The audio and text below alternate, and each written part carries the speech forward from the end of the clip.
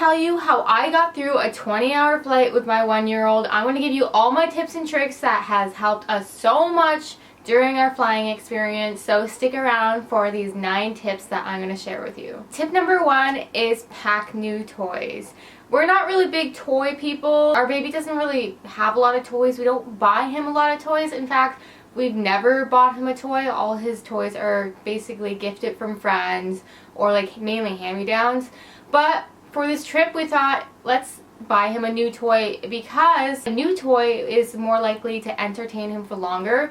What we could have did is maybe put some toys away for a couple months before the trip when we had it planned, and then they'd be new to him, but we didn't really have any good toys that were small. A lot of the small toys we have are like, I don't know, like a ball. We don't want to bring that on an airplane because he'll just keep throwing it at the passenger next to us. I actually bought these fidget spinners that stick to the window. They were amazing. They literally kept him entertained for so long, and not only did they entertain him in the plane, they also entertained him on the drive when we were at our new destination, just at home.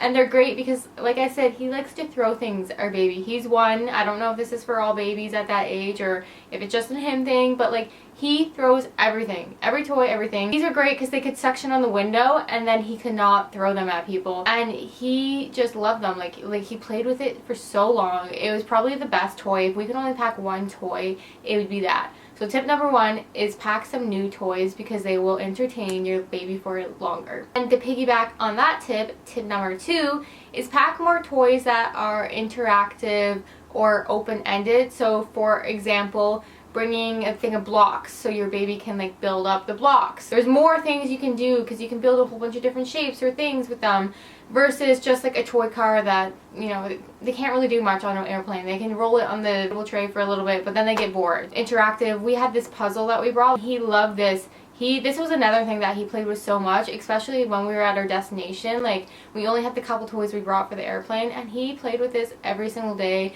just lining up the shapes. Tip number 3 is during takeoff and landing, either breastfeed your baby, give them a bottle or a soother. Any of those 3 things will help because if you have been on a flight before, you know the pressure in your ears build up and it is not fun, and especially for little babies because they're even more sensitive than us adults. During every takeoff and landing, I personally breastfed him and he had no issues with the pressure change. But again, if you don't breastfeed, if you bring a bottle, that would work too, or a soother. Number 4 is snacks.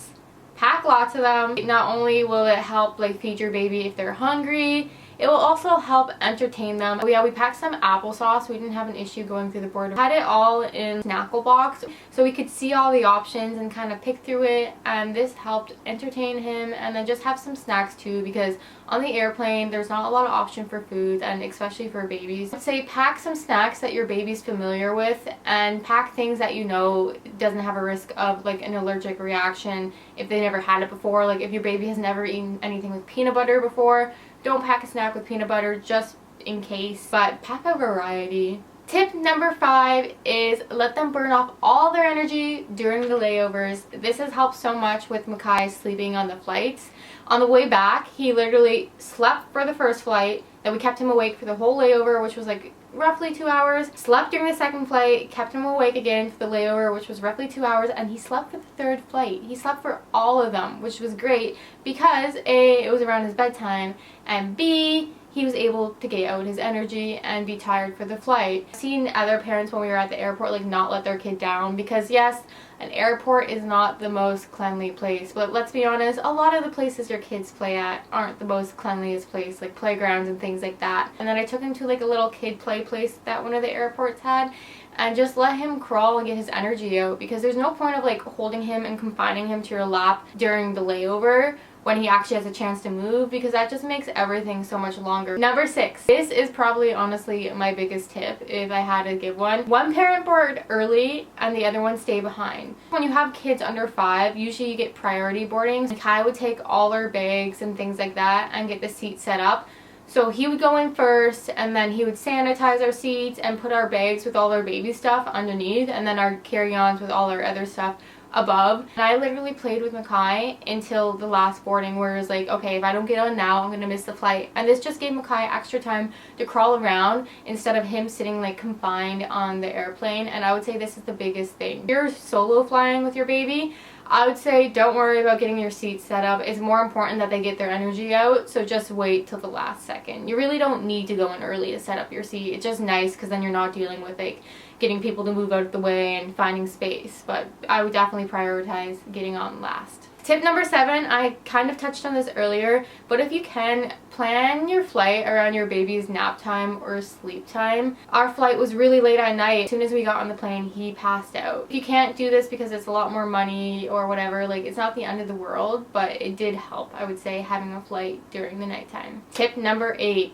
bring extra clothes. This was a lifesaver for us and something I honestly wasn't expecting to need. Always situations like this when things like this end up happening. Our baby like never has blowouts. Of course, on the way back, when I go change him, at least it was on the layover, I don't want to say that, it was on the plane, but when I went to go change him, literally poop from his butt all the way up to his neck, all in his onesie. Like, he's never had that before, so I was like, of course it would happen on our like flying journey.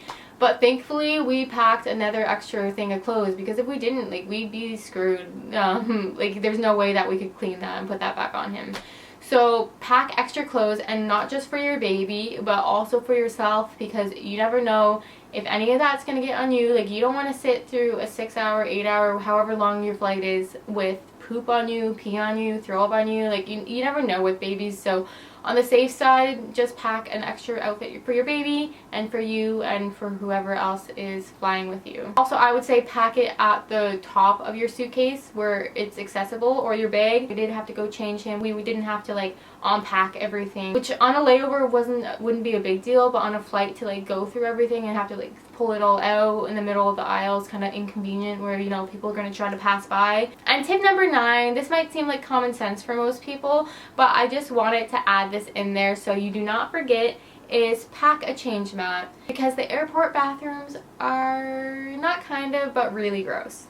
Okay, so you don't want to be changing your baby on anything that is not covered with a change mat, because you don't know what's on that. Even though it may be common sense, don't forget your change mat. Just don't. Okay, well, those are my 9 tips for flying with a baby. If you found any of them helpful, let me know in the comments below. Also, I'll link the link to those fidget spinners down below that I was talking about, and any of my other necessities on my Amazon storefront. So if you want those, check the description. If you have any tips for flying with a baby, comment them down below so we can all help each other. And I hope you found this video helpful, and I'll see you next week. Bye for now.